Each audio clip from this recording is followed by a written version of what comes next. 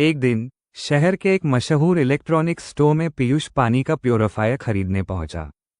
उसकी जेब में उस समय पूरे पैसे नहीं थे, पर प्योरीफायर की उसे बहुत ज़रूरत थी।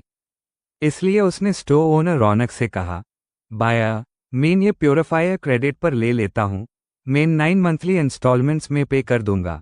रौनक ने थोड़ी देर सोचा और बोला, क्रेडिट पर देना है तो गारंटी चाहिए। इतने में पीछे से पीयूष का दोस्त सागर आगे आया और बोला, रौनक भाई, चिंता मत करो, मैं गारंटी देता हूं। अगर पीयूष डिफॉल्ट करे तो मैं पे कर दूंगा। बस इसी भरोसे पर रौनक ने पीयूष को 54,000 रुपये का वाटर प्योरीफायर दे दिया। 9 इंस्टॉलमेंट्स ऑफ 6,000 रुपीज़। 4 महीने तक सब ठीक चला।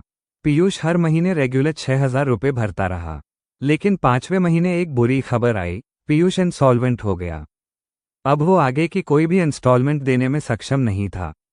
रौनक ने सीधा सागर को फ़ोन किया, भाई, 4 इंस्टॉलमेंट्स हुई हैं, बाकी 30,000 रुपये तुम गारंटी पर दे दो। सागर टेंशन में आ गया, लेकिन कानून कहता है कि गारंटर सेकेंडरी लायबिलिटी पर होता है। अगर डेटर डिफॉल्ट करे तो श्योरिटी को पे करना पड़ता है। सेकेंड ट्विस्ट मिसरिप्रेजेंटेशन का खुलासा। कुछ समय बाद पीयूष को पता चला कि जो प्यूरीफायर रौनक ने उसे दिया है वो कॉपर फिल्टर वाला नहीं था, जबकि उसने साफ साफ कॉपर फिल्टर वाला प्यूरीफायर ही मांगा था। रौनक ने प्यूरीफायर को कॉपर फिल्टर वाला बताकर बेच दिया, जबकि असल में वो नॉर्मल फिल्टर था। पीयूष तो शॉक में था। उसने साफ कहा, मैं मिसरिप्रेजेंटेशन के चलते आगे पेमेंट नहीं के AR बढ़े हुआगा। जब रौनक ने फिर सागर को पेमेंट के लिए घेरा, सागर ने कहा, मैंने तो गारंटी सही फैक्ट्स पर दी थी, तुमने तो गलत इन्फॉर्मेशन दी थी। और ये बात बिल्कुल सही थी, क्योंकि ना पीयूष को पता था और ना सागर को कि प्योरीफायर में कॉपर फिल्टर नहीं है। Provisions, Indian contract act 1872, section 126 contract of guarantee. Guarantee वो कॉन्ट्रैक्ट होता है जिसमें श्योरिटी, सागर, ये प्रॉमिस करता है कि अगर प्रिंसिपल डेटर, पीयूष, अपनी लायबिलिटी पूरी नहीं करेगा तो वो डिस्चार्ज करेगा। सेक्शन 128 को एक्सटेंसिव लायबिलिटी श्योरिटी की लायबिलिटी प्रिंसिपल डेटर जितनी ही होती है। मतलब अगर पीयूष 30,000 रुपये बकाया है तो वही अमाउंट सागर पर भी लागू होता है।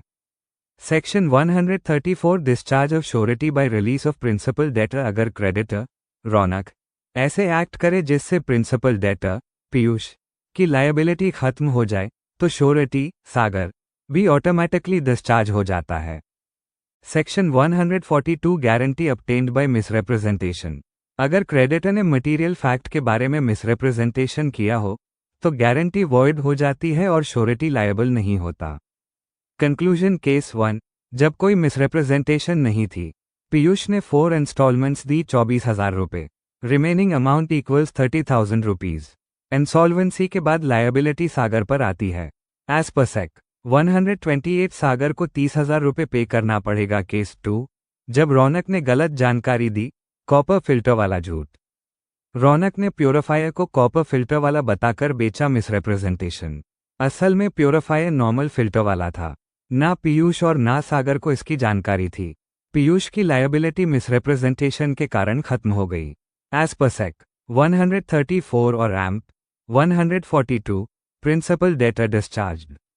Guarantee void. श्योरिटी, सागर, भी फुली डिस्चार्ज।